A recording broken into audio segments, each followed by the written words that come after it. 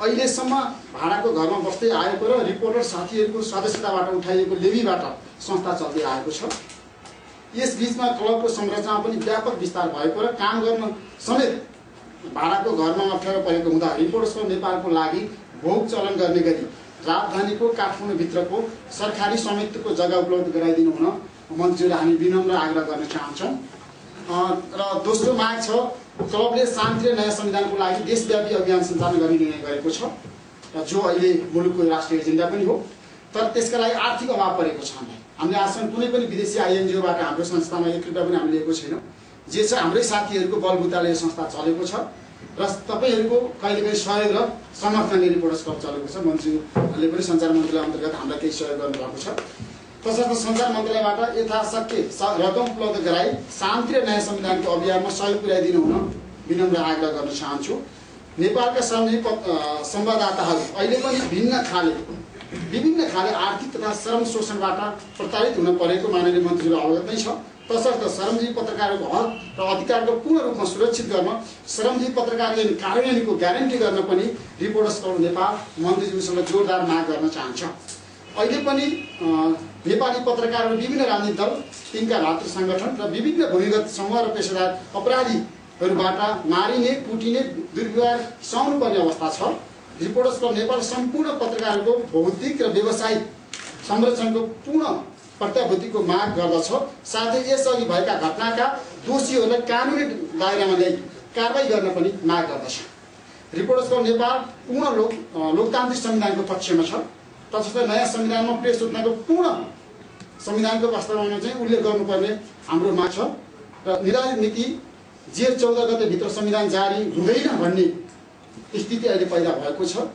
यसमा पनि हामी राजनीतिक दलहरूको स्पष्ट दृष्टिकोण र सरकारको स्पष्ट दृष्टिकोण चाहन्छौँ के जेठ 14 गते मुलुकमा नयाँ संविधान आउन सक्दैन? किन आउन सक्दैन? कारण के हो र यसको दोषी को? किनभने तपाईँ जहिले पनि नेपालको राजनीतिमा स्पष्ट विचार, चिन्तन र दृष्टिकोण बोकेको एउटा व्यक्तित्व हुनुहुन्छ। 2062-63 सालको जनआन्दोलनमा नेपालमा सङ्घीय लोकतान्त्रिक गणतन्त्रको लागि तपाईँले स्थापना गर्न महत्त्वपूर्ण भूमिका निर्वाह गर्नुभएको थियो। त्यसैले यो लोकतान्त्रिक गठबन्धन सरकारले के समयावधिभित्रै संविधान जारी गर्न नसक्ने कारण आधार के हो? र हामी पूर्ण रूपमा के विश्वास गर्छौँ भने मन्त्रीज्यूले चाल्नुभएको जस्तोसुकै कदमलाई पनि हामी सहयोग समर्थन गर्न चाहन्छौँ र प्रेस स्वतन्त्रताको पूर्ण रूपमा ग्यारेन्टी होस् भन्ने हाम्रो माग पनि छ। र रिपोर्टर्स क्लब नेपालको सबै साथीहरू र देशव्यापी रूपमा हामी अब यसलाई अहिले हाम्रो 25 वटा जिल्लामा चाहिँ सङ्गठन विस्तार भइसकेको छ। हामी 75 जिल्लामा जाँदैछौँ र हामीलाई सबभन्दा ठुलो सहयोग मन्त्रीज्यू के भने एउटा जग्गा तपाईँको कार्यकालमा रिपोर्टर्स क्लब नेपाललाई भोग चलनको लागि दिनुभयो भने 12 वर्ष हामीले दुःख कष्ट गरेर जेनतेन गरेर एकदम अप्ठ्यारोको दिनमा रिपोर्टर्स क्लब नेपाल चलायौँ। अब हामी चलाउने स्थितिमा छैन मन्त्रीज्यू। त्यसैले तपाईँकै कार्यकालमा रिपोर्टर्स क्लब एउटा जग्गा पाओस्, एउटा भवन निर्माणको प्रक्रिया अगाडि बढोस्।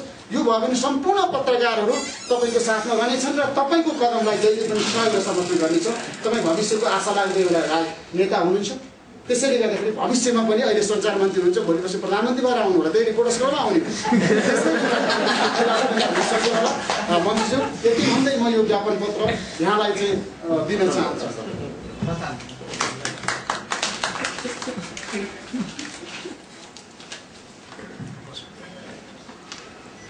तपाईँहरूले जुन शान्ति र संविधानका लागि अभियान चलाउने निर्णय गर्नुभएको छ, यो धेरै महत्त्वपूर्ण विषय हो। अहिले देशव्यापी रूपमै शान्ति र संविधानका बारेमा सरकारहरू प्रकट भइराखेका छन्। अब ऋषिजीले त अघि एक प्रकारले अब फेरि चाहिँ मृत प्रेसै चलाउँ जस्तो राख्नुभएको छ। मैले चाहिँ तपाईँहरूको बिचमा यति मात्रै भन्न चाहन्छु, नेपालका राजनीतिक दलहरूका बिचमा आपसमा विवादहरू पनि छन् र उनीहरूका बिचमा एक प्रकारको समझदारी पनि छ। यसलाई फेरि हामीले चाहिँ के ठान्नु हुँदैन भन्दाखेरि विवाद छ भन्नुको अर्थ चाहिँ उनीहरू हरेक समझदारीको न्यूनतम मर्यादाभन्दा बाहिर पुगिसकेका छन् भन्ने होइन। उनीहरूभित्र न्यूनतम समझदारी पनि छ र उनीहरूका बिचमा विवाद पनि छ। विवाद छ त्यस अर्थमा कार्य सम्पादनमा समस्याहरू छन्। न्यूनतम समझदारी कायम गर्दै आएका छन्, निकास निकाल्न सक्छन्। त्यस अर्थमा म चाहिँ निराश हुनुपर्ने परिस्थिति देख्दिनँ। विवाद भयो भनेर चाहिँ हातिहाल्नुपर्ने खालको परिस्थिति छ भन्ने मलाई लाग्दैन। हामी चाहिँ कुनै न कुनै हिसाबले चाहिँ बाटो खोज्न सक्छौँ भन्ने मलाई लाग्छ। जेठ 14 पछाडि चाहिँ मुलुक चाहिँ राजनीतिक शून्यतातर्फ जान्छ कि भन्ने जुन आशंकाहरू छ त्यो चाहिँ सत्य होइन।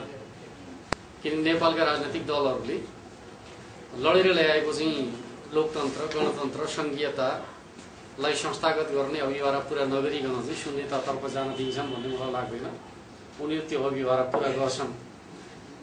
एउटा कुरा म तपाईँहरूलाई के कुरा बताउँ भन्दाखेरि कतिलाई के लागेको छ भन्दाखेरि संवैधानिक सीमाका कारणले समस्या पैदा हुन्छ कि भन्ने अर्थमा 14 भित्र नगर्दा त असफल भइहाल्यो भन्ने खालको जुन बुझाइ छ त्यो चाहिँ उपयुक्त होइन भन्ने मलाई लाग्छ। किनकि हामीले चाहिँ प्रत्येक कार्यसूचीहरूका सन्दर्भमा अपर्याप्तता भयो भने त्यसलाई समय सीमा बढाएरै जाने गरेका छौँ।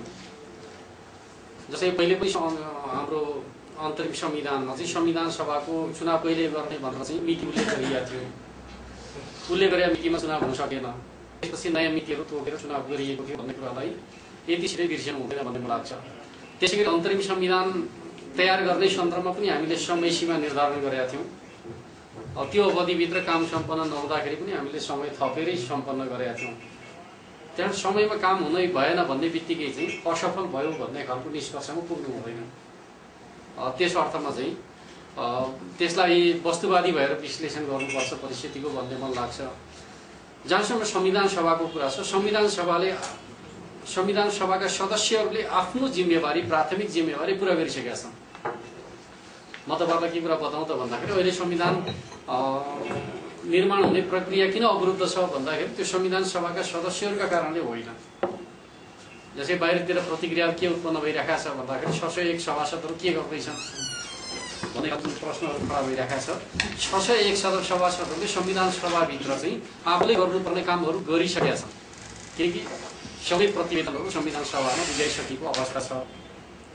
त्यसपछि प्रतिवेदनहरूमाथि रहेका विवादित प्रश्नहरूको निरूपणको जिम्मेवारी चाहिँ राजनीतिक दलको शीर्ष नेतृत्व तहको जिम्मेवारी गरेर अन्तरिम संविधानले किन गरेको छ।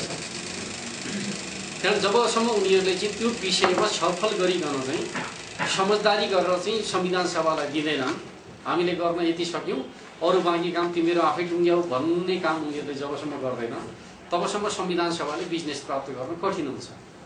त्यस अर्थमा राजनीतिक दलहरूले चाहिँ जो उच्च स्तरीय संयन्त्र बनेको छ त्यसलाई विस्तारित गरिकन चाहिँ ती मुद्दाहरूमा छलफल गरेर चाहिँ निकास दिनुपर्ने कर्तव्य चाहिँ राजनीतिक दलको शीर्ष नेतृत्वको हो।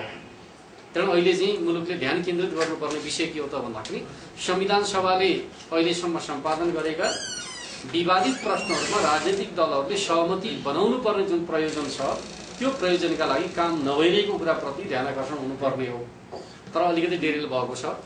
ज्यादा चाहिँ फोकस कहाँ भइरहेको छ भन्दाखेरि संविधान सभा र संविधान सभा सदस्यले भन्ने अर्थमा ज्यादा चर्चा परिचर्चा भइरहेको छ।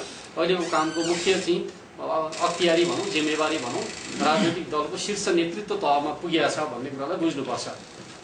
या त उहाँहरूले भन्नु पर्यो यो काम अब संविधान सभा आफैले गरोस्, हामी त्यो काम गर्न सक्दैनौँ भन्नु पर्यो।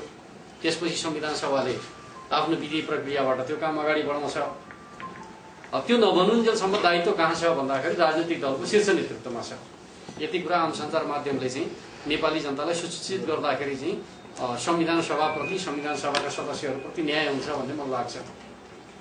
अर्को विषय फेरि के आउने गरेको छ भन्दाखेरि सरकार त संविधान निर्माणमा असफल भयो नि त भन्ने अर्थमा पनि आलोचना टिप्पणी हुने गरेको छ।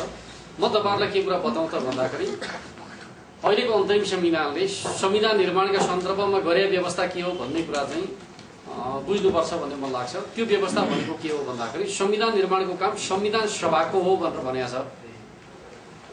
सरकारलाई कुनै प्रकारको जिम्मेवारी दिएको छ। जे कुराहरू सरकारले गर्नुपर्ने कामहरू हुन्, बाँकी रहेका शान्ति प्रक्रियासँग जोडिएका कामहरू त्यसतर्फ सरकार अगाडि बढिसकेका छ। जस्तो कि सत्य निरूपण मेलमिलाप आयोग गठन सम्बन्धी कुरा हो, त्यसका लागि चाहिँ विधेयकको आवश्यकता महसुस गर्यो र अहिले विधेयक मस्यौदा भएर संसदमा प्रस्तुत गरिसकेका छ।